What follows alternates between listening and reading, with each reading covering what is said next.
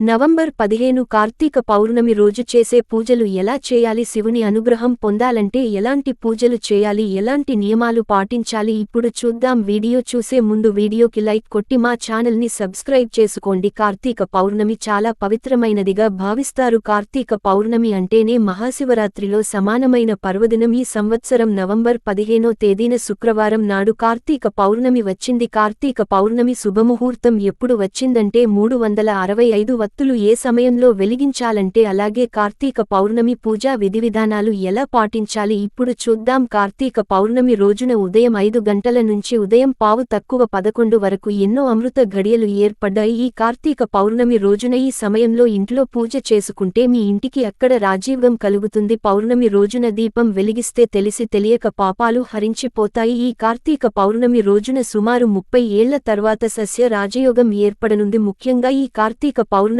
నాడు ఖచ్చితంగా నది స్నానం చేయాలి. ఈ రోజున చేసే నది స్నానాల వల్ల సర్వపాపాలు తొలగిపోతాయి. మీ ఇంటికి సకల శుభాలు చేకూరతాయి. ఈ నది స్నానం చేయలేని వాళ్లు నీటిలో కొంచెం గంగాజలం వేసుకుని స్నానం చేయవచ్చు. గంగాజలం కూడా లేని వాళ్లు నీటిలో కొంచెం పసుపు వేసుకుని స్నానం చేయవచ్చు. జాతక దోషాలు పోయి అదృష్టం కలిసి వస్తుంది. ఈ కార్తీక పౌర్ణమి నాడు ఉదయం ఇంట్లో దీపారాధన చేసి ఉదయం నుండి సాయంత్రం వరకు స్త్రీలు ఉపవాసం ఉండాలి. సాయంత్రం మరలా ఇంట్లో దీపారాధన చేసి ఇంటి గుమ్మ ముందు 2 దీపాలు వెలిగించి సాయంకాలం సందేశ సమయంలో ఏదైనా శివాలయానికి వెళ్లి శివాలయంలో ఉన్న ధ్వజస్తంభం ప్రాంగణంలో 365 వత్తులతో దీపారాధన చేయాలి. శివాలయానికి వెళ్లలేని వాళ్లు తులసి చెట్టు దగ్గర కానీ ఉసిరి చెట్టు దగ్గర కానీ 365 ఒత్తులు వెలిగించవచ్చు. సంవత్సరానికి 365 రోజులు ఉంటాయి కాబట్టి రోజుకు ఒక వత్తి చొప్పున 365 వత్తులతో దీపం వెలిగించడం వల్ల సంవత్సరం మొత్తం దీపాలు వెలిగించినంత పుణ్యం లభిస్తుంది. అలాగే ఉసిరి దీపం వెలిగించిన వారికి అఖండ రాజయోగం కలుగుతుంది. ఉసిరికాయ అంటే లక్ష్మీదేవికి ప్రీతికరమైనది కాబట్టి కార్తీక పౌర్ణమి నాడు ఉసిరికాయ దీపం వెలిగిస్తే కోటి జన్మల పుణ్యఫలితం లభించడంతో పాటు లక్ష్మీదేవి ఆశీర్వాదం ఖచ్చితంగా లభిస్తుంది. అలాగే అరటి దున్నెల్లో దీపాలు వెలిగించి నదుల్లో వదిలితే అష్టైశ్వర్యాలు కలుగుతాయని పండితులు చెబుతున్నారు. ఈ పౌర్ణమి రోజున శివాలయంలో ఉన్న ముత్తైదువులకు తాంబూలం సమర్పిస్తే స్త్రీలకు దీర్ఘసుమంగళి ప్రాప్తి లభిస్తుంది. భర్త ఆయుస్సు పెరగడంతో పాటు మీ భర్త సంపద విపరీతంగా పెరుగుతుంది. అలాగే ఈ పౌర్ణమి రోజు శివాలయంలో అభిషేకం చేసిన పురాణాలు చెబుతున్నాయి. కార్తీక పౌర్ణమి రోజున శివాలయంలో దీపారాధన చేస్తే ముక్కోటి దేవతలను పూజించినట్లే పుణ్య నదులలో స్నానం చేసినంత పుణ్యం దక్కుతుంది. ముఖ్యంగా ఈ కార్తీక పౌర్ణమి నాడు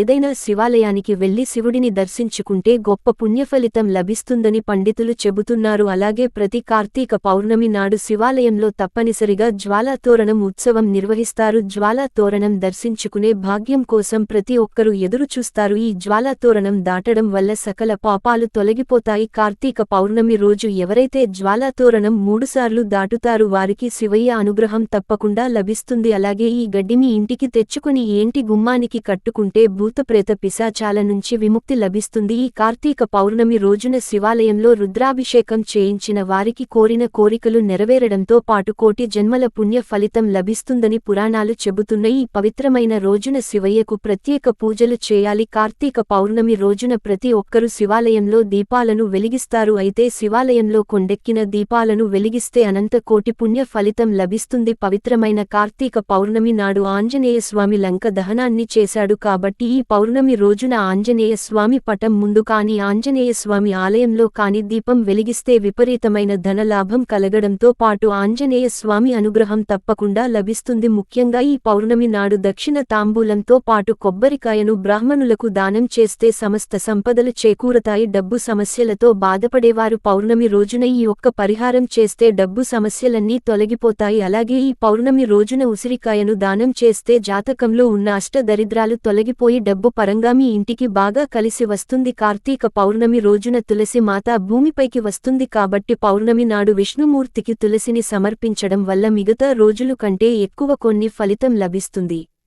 పవిత్రమైన కార్తీక పౌర్ణమి నాడు సత్యనారాయణ వ్రతం చేసిన లేదా సత్యనారాయణ వ్రత కథ విన్నవారికి సకల శుభాలు కలుగుతాయి. అలాగే లలితా సహస్రనామం పారాయణం చేస్తే సిరిసంపదలకు లోటుండదు. అలాగే విష్ణు సహస్రనామ పారాయణం, లక్ష్మీ అష్టోత్తరం, శివ పంచాక్షరి స్తోత్రం, శివ సహస్రనామాల పారాయణం చేసినా కూడా డబ్బుకు కొరతే అనేది ఉండదు. ఈ పవిత్రమైన పర్వదినాన తులసి చెట్టు దగ్గర 2 ఉసిరికాయలను ఉంచి రాధాకృష్ణుల విగ్రహాన్ని పెట్టి వివాహం కాని వారు పూజలు చేస్తే కోరుకున్న వారు భాగస్వామిగా లభిస్తారు. లభిస్తారట. పవిత్రమైన కార్తీక పౌర్ణమి నాడు కొన్ని పొరపాట్లు అసలు చేయకూడదు. తులసిని ఎంతో పవిత్రంగా భావిస్తారు కాబట్టి కార్తీక పౌర్ణమి రోజున పొరపాటున కూడా తులసి ఆకులను తెంపకూడదు. అలాగే ఉల్లిపాయ మరియు వెల్లుల్లి తినకూడదు. ఎవరిని తిట్టకూడదు. మీ ఇంటిని శుభ్రంగా ఉంచుకోవాలి. శుభ్రంగా ఉన్న ఇళ్లలోకి లక్ష్మీదేవి అడుగుపెడుతుంది. కార్తీక పౌర్ణమి నాడు చేసే దీపారాధనలో ఇహలోకంలో సుఖ సౌఖ్యాలు, పరలోకంలో ముక్తి లభిస్తాయి. ఈ కార్తీక పౌర్ణమి రోజున పరమేశ్వరుడు త్రిపురసురుడు అనే రాక్షసుడిని సంహరించాడు. అందుకే ఈ పౌర్ణమి రోజు త్రిపుర పూర్ణిమ అనే పేరుతో పిలుస్తారు. కార్తీక పౌర్ణమి వ్రతం ఆచరించే వారికి పరమశివుని అనుగ్రహం తప్పక లభిస్తుంది. ముఖ్యంగా ఈ పౌర్ణమి నాడు పేదవారికి దానం చేయడం వల్ల కోటి జన్మల పుణ్య ఫలితం దక్కుతుంది. ఇలా ఈ పౌర్ణమి రోజు ఈ విధి విధానాలు పాటించి ఆ పరమేశ్వరుడు అనుగ్రహానికి పాత్రులు కండి.